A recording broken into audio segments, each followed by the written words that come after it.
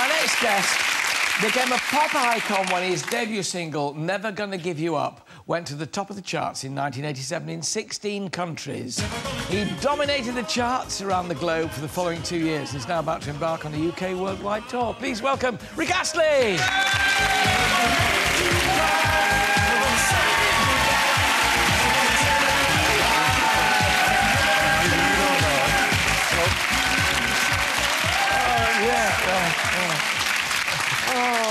Rick, it's lovely to see you back. And you? I mean, you look no different at all than when we last met. You're a lovely man. You're a lovely man for saying that. So, new tour. I love the title of it. Hey up, it's Rick Astley. Yeah, well, I kind of thought you know, I don't really go on tours anymore so much. I do lots of concerts with lots of other people from the 80s. In fact, after this tour, I'm going to South Africa and to Australia and what have you. And I just thought, you know, when I do my own little thing, I'd like to have a bit of fun with it. So we're going to do that on stage, and that starts with the title of it, you know. Wonderful. Now, tell me, I mean, because you said you'd retired. I mean, 20 years ago. You just touched the Frank Sinatra's here. So, okay. which is, I'm not complaining. What made you decide to come back? A number of things. When I kind of quit, our daughter had just been born.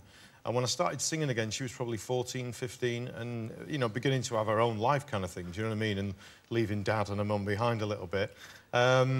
So I kind of felt that it was fine for me to be away again, and, you know, I was really lucky to have that time at home. So how old is she now? She's 20, and she doesn't live at home anymore. She actually lives in Denmark. I thought you were only 25. No, come on.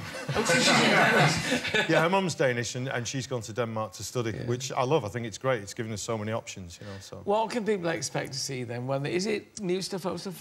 Yeah, I've recorded some new songs, a new album, and I'm going to play a bunch of new songs. Obviously, I'm going to play sort of my old favourites, because I'd get lynched if I didn't. I was going to say you wouldn't be lynched if you didn't play that. You know? But also, because I did retire for such a long time and I kind of, you know, didn't go out and tread the boards all the time and everything, I actually enjoy singing those old songs. They kind of bring back a lot of memories for me, and I've had a great life because of those songs, you know.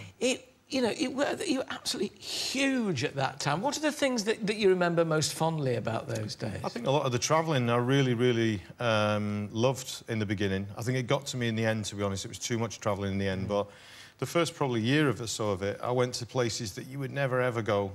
You know, Japan, places like that.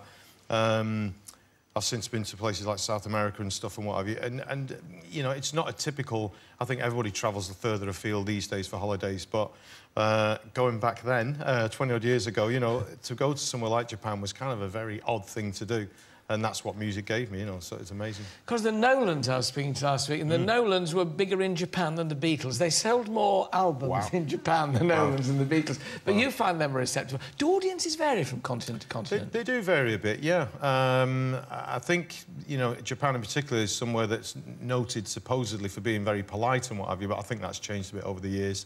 But, I mean, I like, obviously, UK audiences I really like playing in front of because it's kind of home turf, do you know what I mean? And also, you can have a bit of fun, you can have a bit of banter and stuff. And unless you speak... I've just been in Spain playing, and unless you actually, and I do not, speak fluent the language, then you're kind of a bit, you know, so, yeah. I get the impression, just by the twinkling in your eye, that you actually having a ball coming back and doing it again. Is youth wasted on the young, you know? Do you enjoy it? I think what it was, I think, when I was having my 15 minutes of fame, it was so hectic, it was so intense that a lot of the time I didn't really get a chance to kind of even realise whether I was enjoying it or not. Like I say, I really loved a lot of the travelling. I thought that was amazing. And certain things that happened were great, but a lot of it, you know, it's hard to grasp it while you're actually in the middle of it, really. So if you were to offer advice now to somebody who's starting out, who's perhaps just made it big on X Factor, who's just come up in the business, what's the advice from the seasoned old pro? What would you say? The first one is get a really good lawyer. That's my first one. I'm still with the same manager that I've been with for over 20-odd years, and we're really good friends, and you know, we see eye to eye on things. Why do you need the lawyer? The lawyer... I've never had any real difficulties with legal battles and what have you in the industry, to be honest, but I also think because I had really, really good deals and really good people to sort them out. A lot of people might need a lawyer because there's a lot of disputes going on. Yeah, of course, yeah, and obviously you hear about that, don't you, where people have, you know, supposedly made a lot of money and then, you know, they reach whatever age it is in life and they're bankrupt and all the rest of it. And that's a terrible thing to see because a lot of people are still really famous as well in their own way, do you know what I mean? So And sometimes it's nice to have a bit of money to cushion some of the negatives of that, you know. And an album on the way? Yeah. I've made a new album and stuff, and I've just started playing some of the new tunes now, and as I say, we're going to do that on this little tour that I'm going to do.